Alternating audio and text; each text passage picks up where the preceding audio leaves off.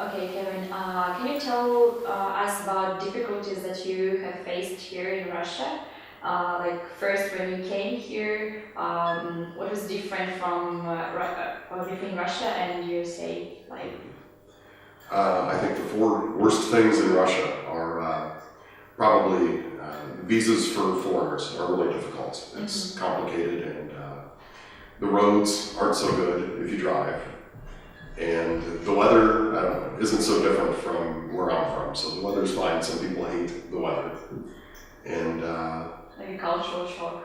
yeah, I didn't feel it so much because there's big shopping malls, for example, like that have normal, I don't know, Walmart kind of, big hardware stores. All the retail, all the shopping is about the same.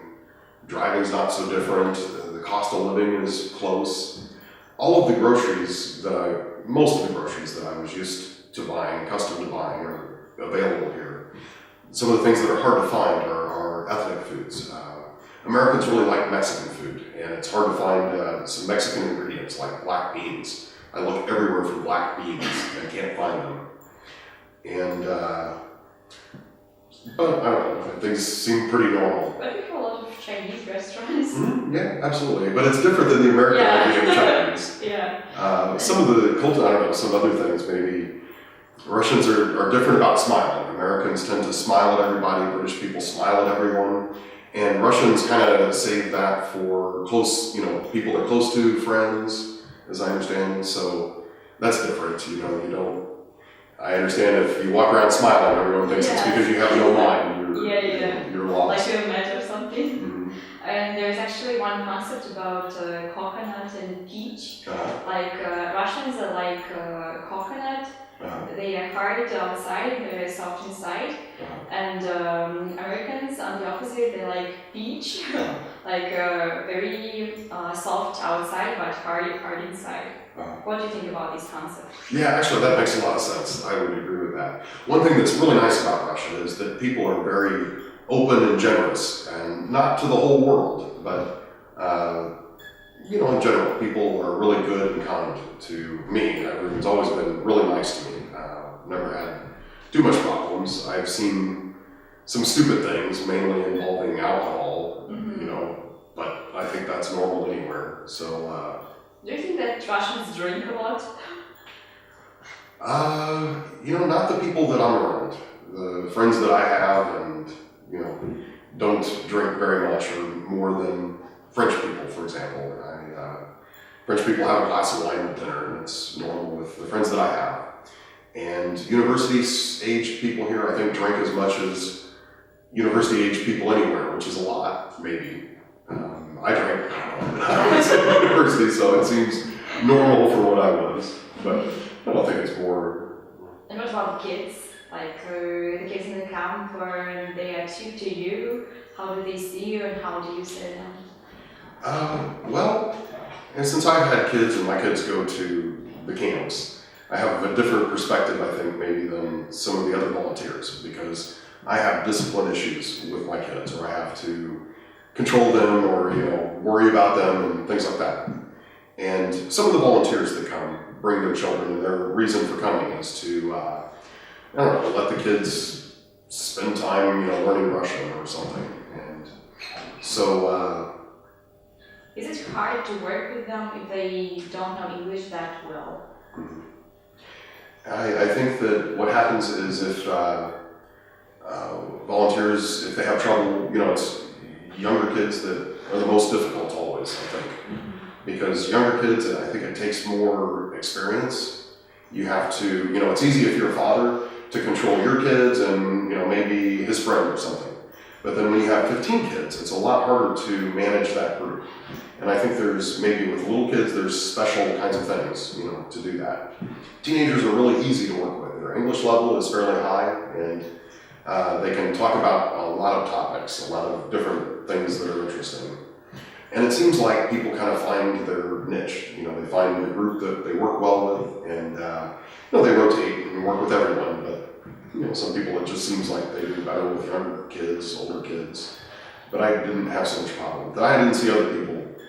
Sometimes one of the bad things is that because if you're not a native Russian speaker, kids don't really respect when you tell them to do something. Sit down or put away a telephone game or something like that. And so discipline is kind of hard, and it's been frustrating for people I know that I worked with. And so you have worked with volunteers, like with young people, right? From different countries. So during their time of being here, have you seen how they have changed at that time, and what exactly changed in them during that time? For the volunteers? Yeah, in volunteers, in their personalities. I don't know that I've seen big personality changes. I think that volunteers that come here, Russian culture is really interesting. It's to me, it's more Asian than it is European. Definitely, it's hard to explain when you walk across the border that you're on the other side of the world, and it doesn't seem like that's true because it looks like Amsterdam. It, kind of looks like Frankfurt or something. But the mentality, the culture is a lot different. And so what I've seen is people get accustomed to the culture. They come to understand, something different, a different way of thinking about things. So, but I haven't seen anybody really change to make such a big difference, in their personality. Mm-hmm. And what is the average time of volunteers staying here? I think with the camp program that some volunteers come for a short period of time, like for example, 4 weeks or something, one session, or 3 weeks I think is the session. And other volunteers come for the whole summer. It seems like somewhere between 3 weeks and 3 months is pretty normal. And do you see how hard it is for them, or it's kind of okay? Like if they don't have a special teaching education, is it hard for them to deal with kids, or it's okay? Actually, I don't think it's too difficult because a couple of things. One is that there's always teachers who are experienced at a camp. And the way the structure of it is, like for example, classes are usually in an outdoor gazebo, an open gazebo or something like that.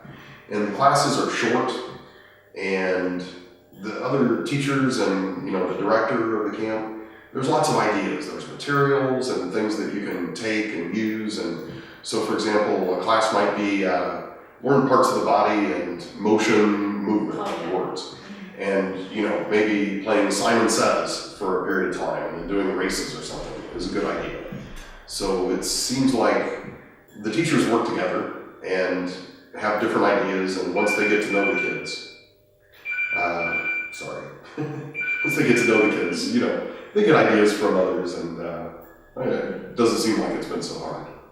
And can you show us the average day in the camp? What you started with, like what you do then, and what you do afterwards?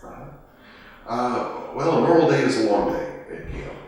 It's usually up, the teachers, and there's also other staff that are responsible for taking care of the kids. Hospitality is one group, and it means the person who raises kids, there's, a nurse, some people around.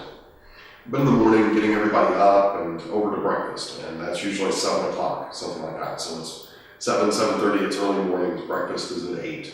One of the things the teachers do every morning is do physical, wake up, упражнения with the kids. So, take them outside and do, shorter circles or, whatever. And then after breakfast, there's usually some free time to take showers and do laundry, get organized, and there's usually 2 English lessons a day. So, and kind of 2 groups of activities. So the first one, a teacher will teach a 40-minute lesson 3 times. Usually an hour and a half 30-minute lesson. So usually in the morning there's an hour and a half of lessons, and then to the beach, back for lunch.